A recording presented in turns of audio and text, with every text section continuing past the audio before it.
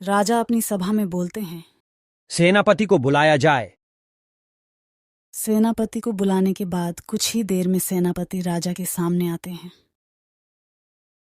और सेनापति बोलते हैं, आज्ञा करें महाराज, मैं आपकी क्या सेवा कर सकता हूं? सेनापति, मैं देखना चाहता हूं कि हमारे राज्य में कितने आलसी व्यक्ति है या नहीं। तुम रातों रात गांव के रास्ते में एक पत्थर रखवा दो, देखते हैं कोई हटाता है या नहीं। फिर क्या था, महाराज की बात सुनकर सेनापति सभा से वापस चले जाते हैं और पत्थर रखने का व्यवस्था करता है। फिर सैनिक और सेनापति रातों रात गांव के रास्ते के बीच पत्थर रखवाकर वापस चले जाते हैं। पत्थर रखे जाने के बाद मध्य रात्रि महाराज धीरे धीरे एक हाथ में एक पोटली लिए हुए उस पत्थर के पास जाते हैं और उसे पत्थर के नीचे पोटली को छिपा देते हैं।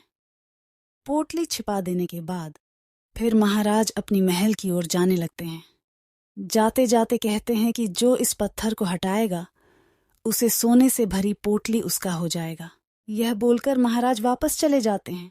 दूसरे दिन जब सुबह होती है तो उस गांव के रास्ते चलते चलते एक आदमी उस पत्थर को देख रुक जाता है और कहता है, कौन पागल बीच में रास्ते में पत्थर रख दिया है। और यह बोलकर वह आदमी वापस उसी रास्ते से चलते चलते घर चला जाता। फिर उसी रास्ते से एक औरत जब आती है तो बीच रास्ते में अचानक पत्थर देख कहती है, अरे ये पत्थर कौन रखा है यहाँ पर? यह बोलकर वह औरत वापस चली जाती है। फिर जब उस गांव का सेठ उस रास्ते से चलते चलते आता है और अचानक बीच रास्ते में पत्थर देख कहता है, रास्ते के बीच पत्थर कौन रख दिया है? यह कहकर वह सेठ वापस चला जाता है। फिर जब उसी रास्ते से एक गरीब सब्जी वाला अपने ठेले में सब्जी लेकर आता है और बीच रास्ते में पत्थर देख कहता है, अरे ये पत्थर बीच में कौन रखा है? चलो इस पत्थर को हटाता हूँ। फिर वह सब्जी वाला उसे पत्थर को हटा देता है। पत्थर के हटने के बाद एक पोटली नजर आती है। अरे यह क्या पोटली है? चलो उठाकर देखता हूँ क्या है। पोटली उठा के सब्जी वाला आगे चले जाता है। पोटली को उठाकर सब्जी वाला ठेले में पोटली को रखकर वापस अपने घर की ओर चले जाता है। उसकी पत्नी कहती है, इतना सारा सोना कहाँ से मिला जी?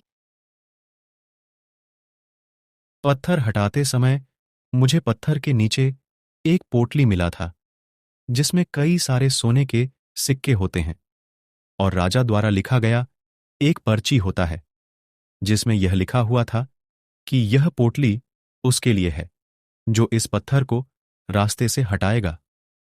मैं समझ गया कि यह मेरी मेहनत का फल है, लेकिन बाकियों को वह पोटली इसलिए नहीं मिला क्योंकि वे लोग आलसी थे और जरा भी कष्ट सहना नहीं चाहते थे। इस प्रकार की कहानी देखने के लिए हमारे YouTube चैनल को लाइक एंड सब्सक्राइब शेयर करना ना भूले। धन्यवाद।